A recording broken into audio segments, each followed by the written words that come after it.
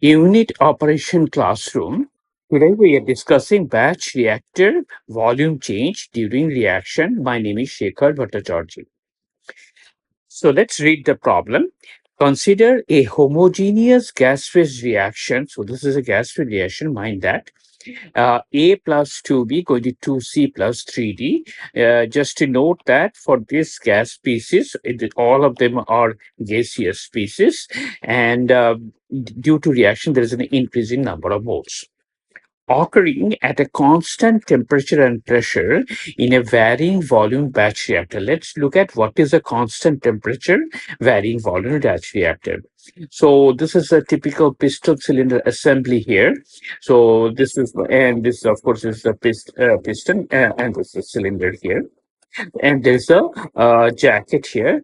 In this jacket we can send the cooling medium or the heating medium liquid, depending upon whether this is an exothermic and endothermic reaction, so that we can supply the appropriate amount of heat in case of endothermic reaction, or take out the appropriate amount of heat in case of exothermic reaction to maintain this temperature constant. And of course, this in the coolant side, there will be some kind of a temperature controller to do that. And here on this piston here, so we can put appropriate amount of weight here, and that amount, of course, divided by the area, that will be the pressure inside this cylinder here.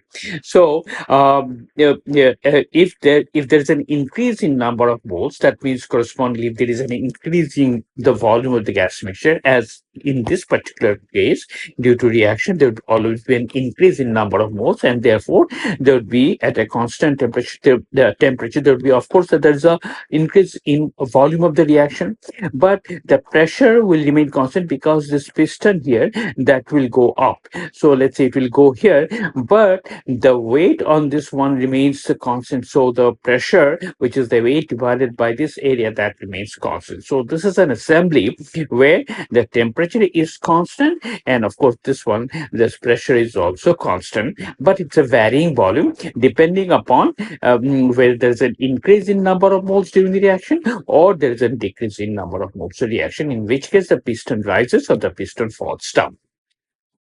Okay, with that, let's see what is the problem. The vessel is initially charged with 50 moles of A and 150 moles of B. So here's 50 moles of A and 150 moles of B would be initially put here. Okay. Now, during the reaction, the gases behave ideally. That makes life very simple, and the solution solving the problem makes it simpler. For complete conversion of A, that means after the reaction, this A is totally consumed, we have to find out what is the ratio of the final volume to the initial volume of the mixture. Okay. So here, as you can see, the conserve problem, 50 moles of A and 150 moles of B, but there is no C would be equal to 0, D is equal to 0. That means there is no initially the products present. So at the end of the reaction, all the A is consumed, so the A would be equal to 0. But there will be product form according to this particular reaction here, and therefore there will be an increase in number of volume, and as we discussed, but the pressure will remain constant, and this will keep the temperature constant, but the volume will increase. Okay. Now, for for complete conversion of A, the ratio of final volume to the initial volume, we have to find out. Let's discuss a very simple concept here, how to determine the limiting reactant for this kind of a reaction. For a general reaction like this, which we have written down, let's say A, capital A, B, C, these are the reactants. There might be more.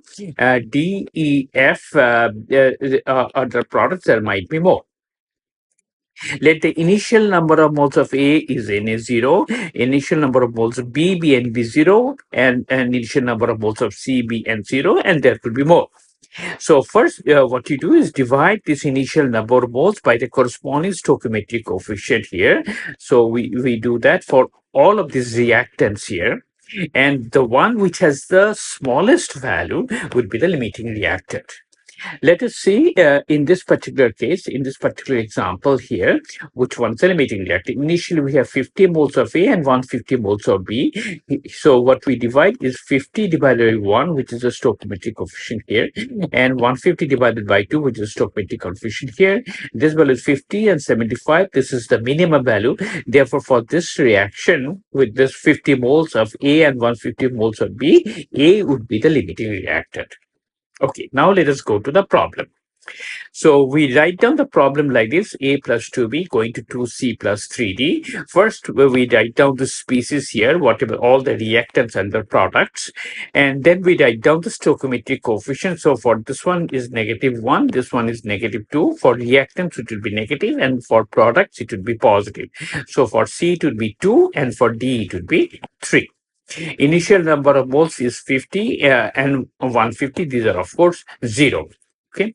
Then what we do, we calculate the extent of the reaction. For the extent of reaction, this is the formula: Ni minus Ni0 divided by nu I. So what we do, let it, and this is applicable for both reactants and the products. So for A, this would be Na minus Na0 divided by nu A, where Na would be the number of moles of A at any time during the reaction, including the end of the reaction, and Na0, of course, the initial number of moles of A. So at the end of the reaction, we say that is equal to 0. That is given in the problem.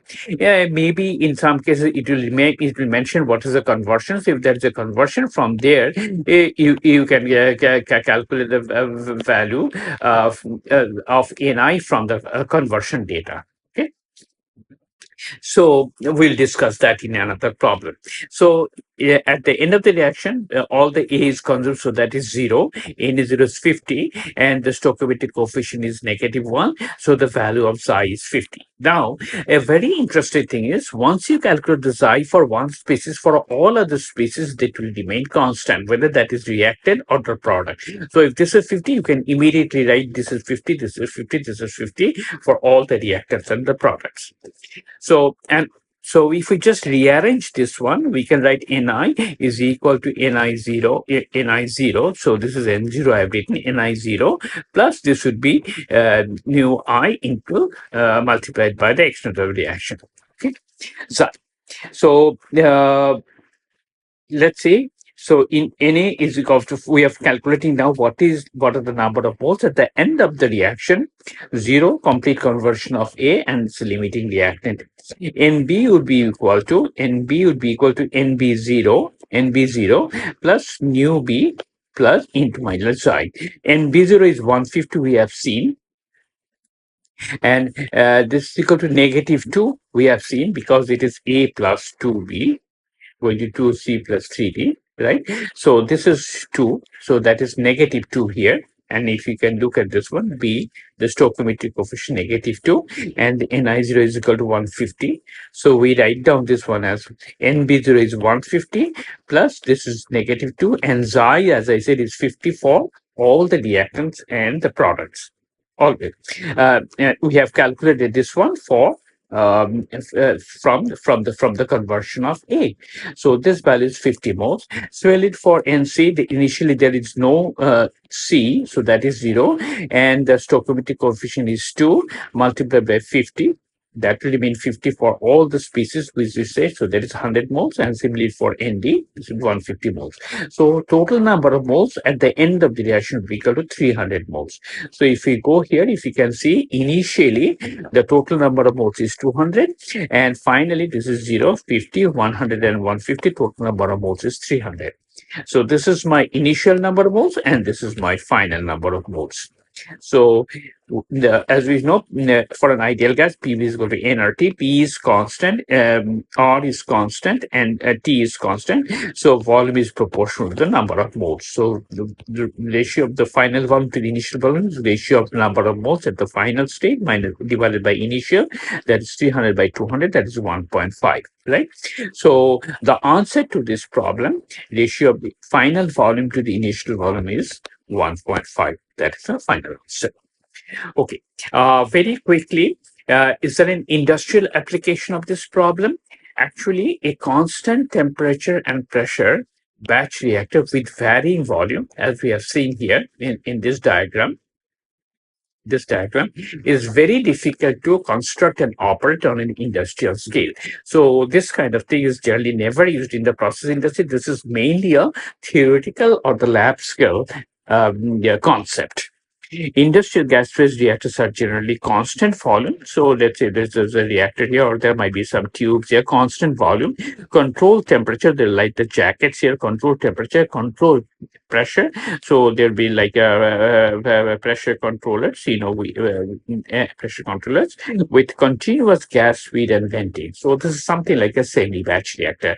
That's the typical configuration of an industrial reactor. The one given in the problem is not actually industrially feasible. So the final answer is 1.5.